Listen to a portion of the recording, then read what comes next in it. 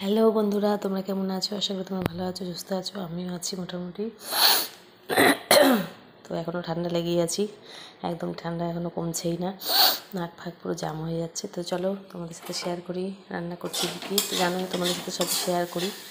তো আজকে রান্না করছি, এটা হচ্ছে আদা রসুন পেঁয়াজ দিয়ে টমেটো দিয়ে মশলা কষাচ্ছি। এটা হচ্ছে মাছের ঝাল করব, বাটা মাছের ঝাল। এই দেখো ভেজে রেখেছি। আর তার সাথে বড় বড় ওই যে দুটো মাথা নিয়ে এসছে, মানে অর্ধেক অর্ধেক করে। তো ওই দুটো মাথায় ঝোলে দিয়ে দেবো। আর দুটো মাথা দিয়েছি চাল কুমড়োতে। এই দেখো চাল কুমড়ো করেছি, এটাতে মাথা দিয়ে চাল কুমড়ো করেছি। আর একটু টক ছিল, ওই টকটা গরম করেছি।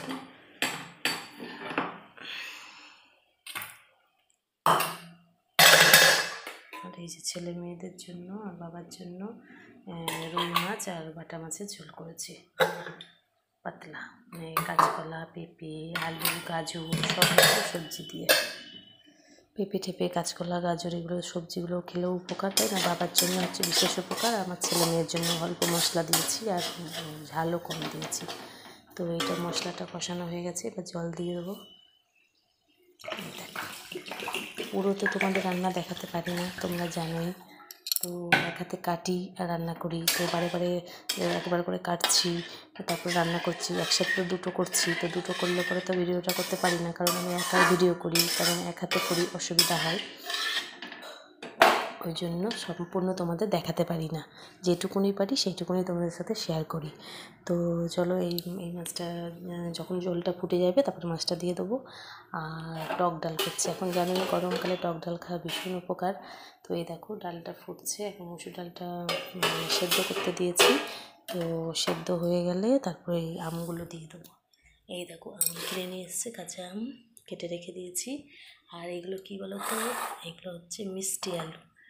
মিষ্টি আলু ভাতে দেবো, ওই বাবা খায়, বাবা ভালোবাসে। আর মিষ্টি আলু এমনি খাওয়াও ভালো, মানে রাঙা আলু যেটা বলে, অনেকে মিষ্টি আলু বলে, অনেকে রাঙা আলু বলে। তো এটা মানে ভাতের মধ্যে দেবো, সেদ্ধ দেবো। আর ডালটা করছি মাছের ঝোল, এই মাছের ঝোল হবে, ব্যাস এই রান্না হচ্ছে। সম্পূর্ণ তোমাদের রান্না দেখাতে পারি না, জানোই, বুঝতেই পারছো, এক হাতে করি ওই জন্য। তো কাটি আর রান্না করি, মানে আদার্স কাজগুলো করতে যাই। ছেলে পড়তে বসেছে, ছেলেকে একবার করে দেখতে যাচ্ছি পড়ছে কি না।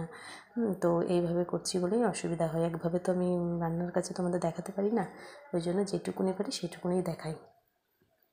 তো চলো এবার আমি এখনও খাইনি টিফিন, আর প্লাস এই ঝোলটা হয়ে গেলে লাস্টে ভাতটা বসাবো। ভাতটা লাস্টেই বসাই, গরম থাকে, আর রাতের বেলা খাই।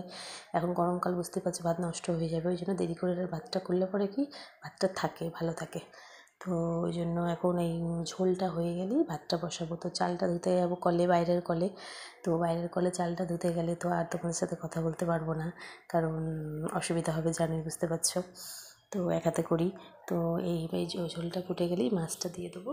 মাছটা দেওয়া হয়ে গেলেই ঢাকা দিয়ে দেবো। তো হয়ে যাবে, আর ততক্ষণ চালটাও আমার ধোয়া হয়ে যাবে। তারপর ভাতটা বসিয়ে তারপরে আমি ভাত মানে রুটি খাবো, দুধ দিয়ে রুটি খাবো। আজকে দুধ নিয়েছি, দুধ দিয়ে রুটি খাবো। দুধ দিয়ে রুটি খেলে তাড়াতাড়ি হয়ে যায়, জানোই, ওই জন্য দুধ দিয়ে রুটি খাবো। তো চলো, আমি জানোই আমি মিনি ব্লগ করি, লং ব্লগ করতে পারি না, পুরোটা তোমাদের সাথে শেয়ার করতে পারি না। সকাল থেকে কী কী কাজ করি তোমাদের সাথে শেয়ার করতে পারি না, কারণ একা একা করি।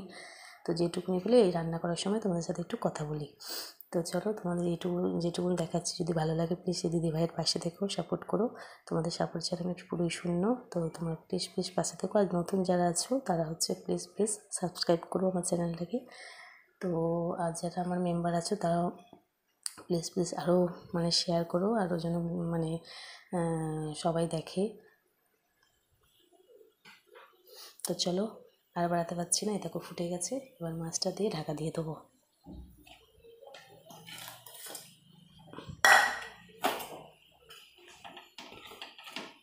চলো আজকের মতন এইটুকুনি, আবার পরে কথা হবে। টাটা, তোমরা ভালো থেকো, সুস্থ থেকো, সাবধানে থেকো এই গরমে।